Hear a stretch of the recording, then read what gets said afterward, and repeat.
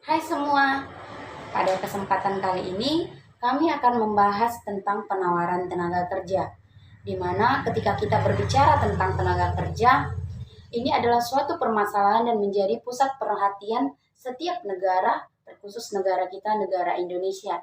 Di mana menurut World Bank pada tahun 2013 bahwasanya Indonesia menduduki peringkat keempat jumlah angkatan kerja atau tenaga kerja terbesar di dunia, di mana semakin tingginya tingkat penduduk atau semakin tingginya pertumbuhan penduduk suatu negara, ini akan meningkatkan jumlah tenaga kerja pada negara tersebut.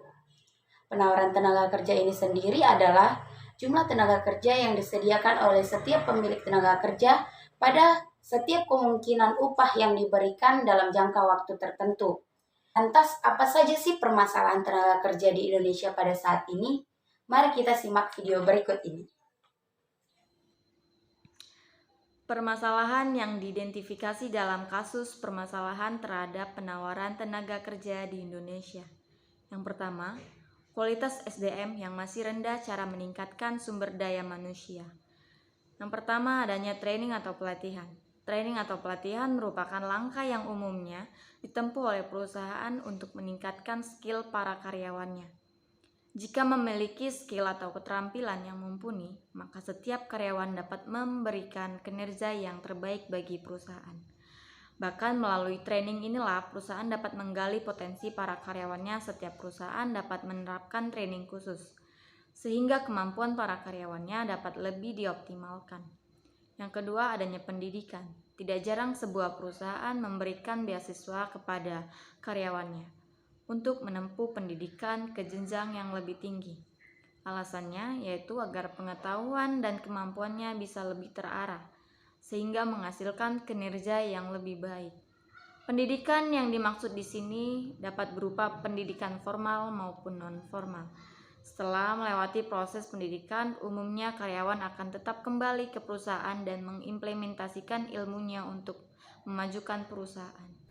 Kemudian ada pembinaan, cara mengoptimalkan kualitas sumber daya manusia yang berikutnya yaitu melalui pembinaan. Langkah yang dapat diterapkan yaitu dengan membina dan mengatur karyawan melalui program penilaian maupun perencanaan. Pembinaan karyawan di perusahaan bertujuan untuk mensosialisasikan aturan dan SOP perusahaan. Selain itu, hal ini juga dilakukan untuk mengembangkan kemampuan karyawan. Kemudian ada kesempatan. Tidak ada salahnya memberikan kesempatan bagi karyawan untuk mengekspresikan ide atau gagasan ketika melakukan rapat terbuka. Dengan memberikan kesempatan kepada mereka, tentu perusahaan akan semakin tahu karyawan mana yang potensial dan aktif. Dengan memberikan kesempatan kepada karyawan, mereka dapat ikut berkontribusi dalam memajukan perusahaan. Kemudian ada penghargaan. Sudah selayaknya sebuah perusahaan memberikan penghargaan kepada karyawan yang berprestasi dan berjasa dalam memajukan perusahaan. Misalnya ketika ada yang mencapai target penjualan tertentu, maka perusahaan dapat memberikan bonus intensif atau kenaikan jabatan. Hal ini secara tidak langsung akan mengasah motivasi karyawan lain untuk berjuang lebih keras dalam mencapai target, sehingga omset perusahaan dapat lebih meningkat dan banyak pihak yang lebih sejahtera. Poin kedua, rendahnya keterampilan atau skill karyawan. Beberapa cara meningkatkan skill karyawan. Yang pertama, memotivasi SDM. Perubahan dan perkembangan tidak akan terjadi tanpa adanya kesadaran dari masing-masing pihak. Oleh karena itu, hal pertama yang harus dilakukan yaitu memberikan motivasi kepada sumber daya manusia yang dimiliki. Yang kedua, menyesuaikan pekerjaan sesuai kemampuan dan minat. Karyawan akan bekerja kurang produktif ketika dirinya menerima tugas untuk mengerjakan hal yang tidak sesuai dengan kemampuan dan minatnya. Oleh karena itu, perusahaan harus pintar dan memilih dan menentukan posisi karyawan sesuai dengan kemampuan dan ketertarikannya. Ketika karyawan mendapatkan tugas sesuai minat dan kemampuan, maka pekerjaan pun akan lebih efektif. Yang ketiga, tujuan dan target perusahaan yang jelas. Suatu perusahaan maupun usaha harus memiliki target yang jelas untuk dituju dalam operasional pada periode tertentu. Target ditetapkan atas perhitungan dan pertimbangan berdasarkan kondisi pasar maupun kemampuan SDM yang dimiliki. Yang keempat itu, program pelatihan. Memberikan program pelatihan untuk karyawan akan membantu meningkatkan skill karyawan.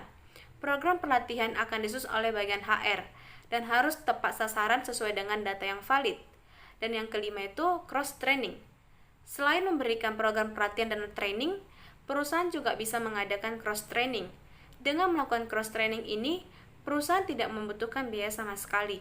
Mereka perlu mengizinkan karyawan untuk bertukar pikiran dan mengajari satu sama lain, sehingga ketika ada karyawan pada bagian tersebut sedang berhalangan hadir, pekerjaan tersebut bisa dihandle oleh karyawan yang lainnya. Yang keenam, menyediakan fasilitas yang mendukung.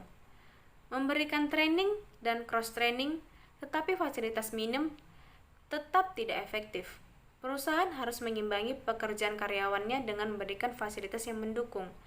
Dengan fasilitas yang mendukung, maka produktivitas karyawan pun akan meningkat. Dan yang ketujuh itu adalah job enrichment. Meningkatkan skill karyawan juga dapat dilakukan dengan memberikan job enrichment. Job enrichment ini merupakan penambahan tugas dan tanggung jawab di posisi yang sama. Misalnya, dengan mengisi jabatan baru yang sebelumnya tidak ada. Mendapatkan proyek khusus, menggantikan atasan yang sedang cuti ataupun yang lainnya. Selanjutnya ada studi banding.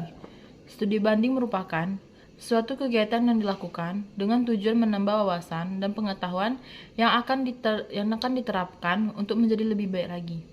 Langkah ini akan membantu perusahaan dalam meningkatkan kinerja dan skill karyawannya.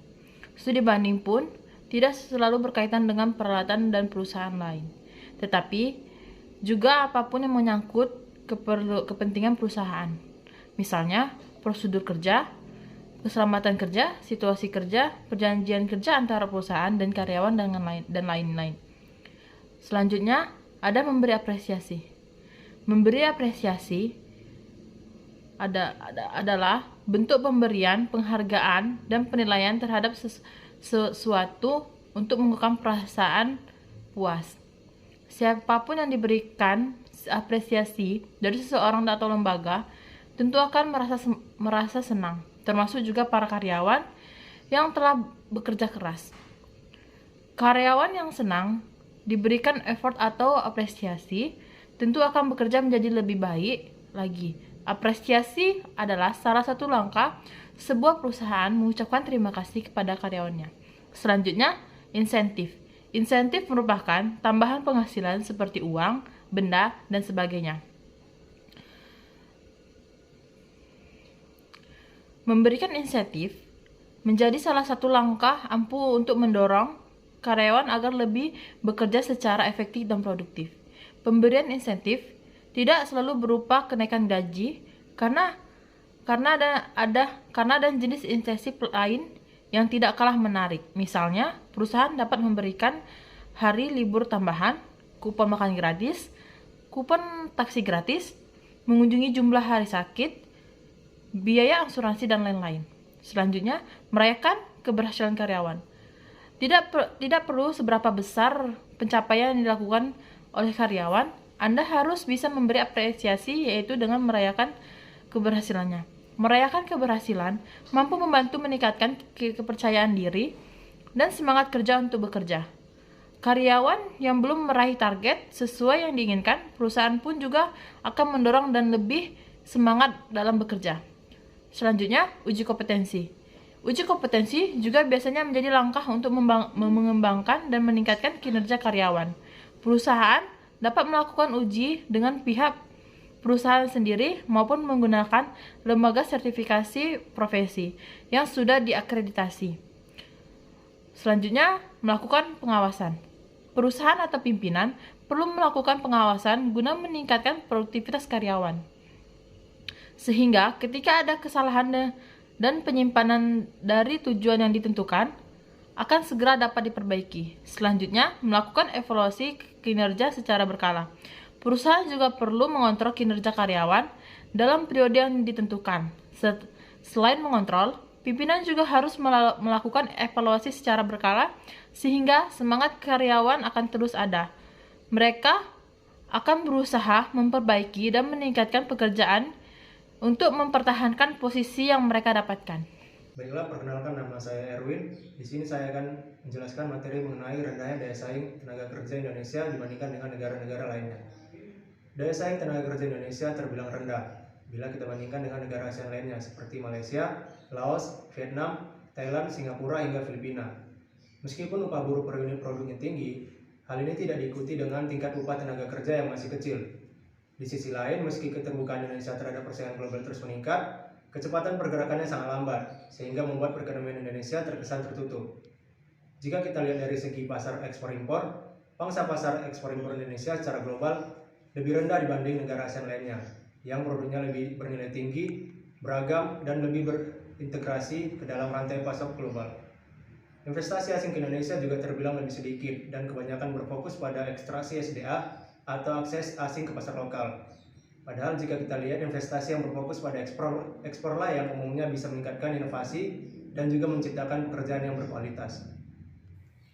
Baiklah, saya Dinda Ariska yang selanjutnya akan menjelaskan poin keempat dan poin yang terakhir yaitu tingkat pendidikan yang masih rendah. Nah, terdapat 3 program pemerintah dalam memperbaiki kualitas pendidikan di Indonesia. Program yang pertama yaitu SM3T. Program ini adalah program pengabdian sarjana di bidang pendidikan untuk berpartisipasi dalam percepatan pembangunan pendidikan di daerah 3T selama 1 tahun sebagai pematangan sekaligus pembentuk pendidik yang profesional. Peserta SM3T ini kemudian akan dilanjutkan selama 1 tahun lagi dengan program pendidikan profesi guru atau PPG. Di akhir kegiatan, para peserta yang dinyatakan lulus akan diberikan sertifikat pendidik yang dapat digunakan sebagai syarat pendidik yang profesional sesuai dengan hak dan kewajibannya. Program SM3T ini pada dasarnya dimaksudkan untuk membantu berbagai daerah yang merasa masih kekurangan guru, sekaligus dapat mempersiapkan calon guru yang profesional, yang tangguh, mandiri, dan juga dianggap memiliki sikap peduli terhadap sesama, serta memiliki jiwa untuk mencerdaskan bangsa. Baik, poin yang kedua yaitu manajemen peningkatan mutu berbasis sekolah atau disingkat MPMBS. Program ini adalah salah satu kebijakan nasional dan daerah dalam penyempurnaan upaya perbaikan pendidikan. Perbaikan manajemen yaitu manajemen peningkatan mutu yang berbasis kepada pemerintah pusat. Pilihan MPMBS ini sebagai kebijakan untuk meningkatkan mutu pendidikan di berbagai negara karena keunggulan MPMBS sebagai manajemen modern dalam mengelola pendidikan. Nah, menurut Dimok dan Caldwell menemukan bahwa hal tersebut memiliki setidaknya 5 keunggulan, yaitu memungkinkan guru dan orang tua siswa dapat mengambil keputusan tentang pendidikan dengan cara yang lebih demokratis, lebih relevan, tidak birokratis, lebih akuntabel, dan dapat memobilisasi sumber daya secara lebih besar. Program yang ketiga yaitu kurikulum muatan lokal. Kurikulum muatan lokal ini adalah bahan kajian atau mata pelajaran pada satuan pendidikan yang berisi muatan dan proses pembelajaran tentang potensi dan keunikan lokal.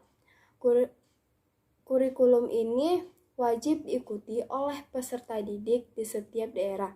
Hal ini dimaksudkan agar peserta didik terbentuk pemahamannya terhadap keunggulan dan kearifan di daerah tempat dia tinggal.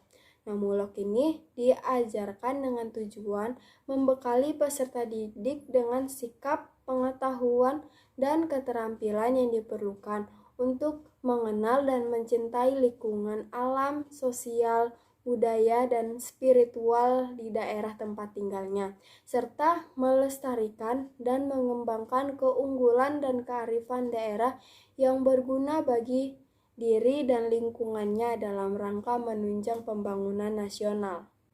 Baiklah, 3 program tadi adalah program-program pemerintah yang dilakukan pemerintah dalam hal memperbaiki kualitas pendidikan di Indonesia.